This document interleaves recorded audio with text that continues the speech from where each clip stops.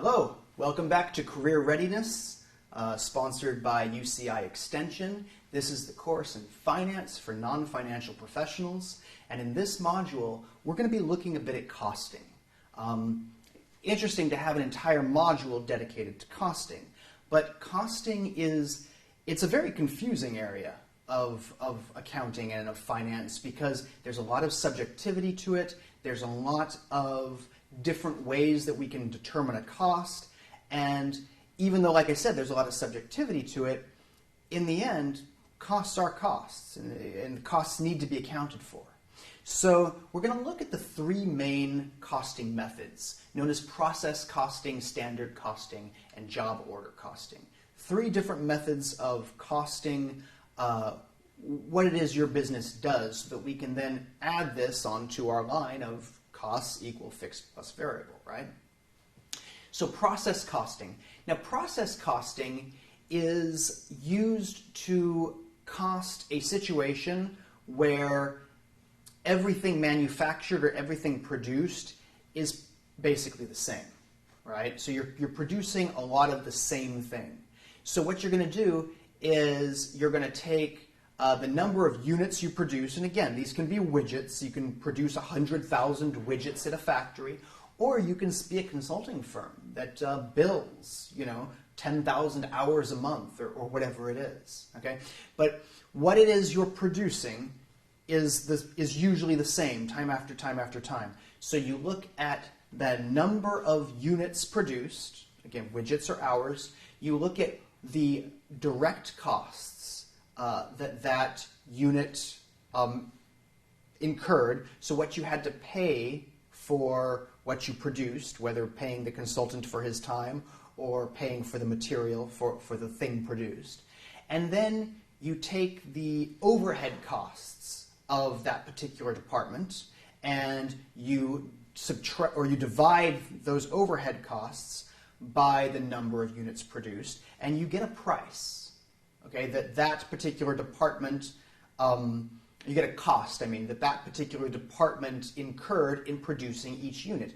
You put that cost onto the unit, you send it to the next department, and they do the same thing, and they do the same thing, and they do the same thing. And when it comes out of the system, whether it went through one department or multiple departments, it's got a cost attached to it, and that's process costing. Okay? Then there's standard costing.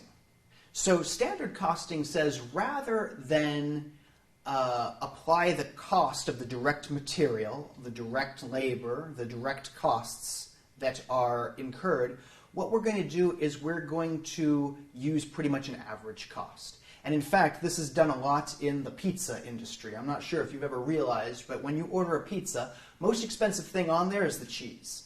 And the cheese market is like the stock market. What you pay for mozzarella, what you pay for Parmigiano Reggiano, it changes all the time, right? So some days it's a little bit more expensive, some days it's a little bit cheaper, right? Well, this would be a nightmare to always have to account in how much did I pay for mozzarella today. So pizzeria is going to use an average cost of mozzarella, right?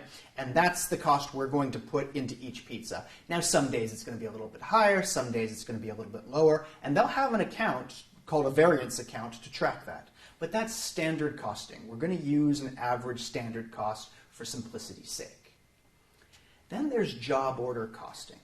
Now, job order costing is a lot like process costing, except job order costing is used when a factory or a service organization produces different things that are going to incur different costs. You see, a consultant who goes and does a consulting job at one company, he gets an hourly rate. He goes and does another consulting job at another consulting company, another company, he's getting the same hourly rate, okay? So you could just use a process costing there. But if somebody is making custom furniture for you, well, if you have him make a chair, well, there's a cost involved in that. You have him make a table, there can be completely different costs involved in that. Right? And if you have him make just a standard square table, maybe you're paying for or using a cheaper laborer because there's not a lot of design in it. Whereas if the table is going to be embellished with beveling and artwork and everything, you have to pay a very skilled laborer, and that's going to incur more costs. So in this case, we can't use process costing because you're making things either individually or in small batches, and then you're changing it and making something else that has a whole different costing profile.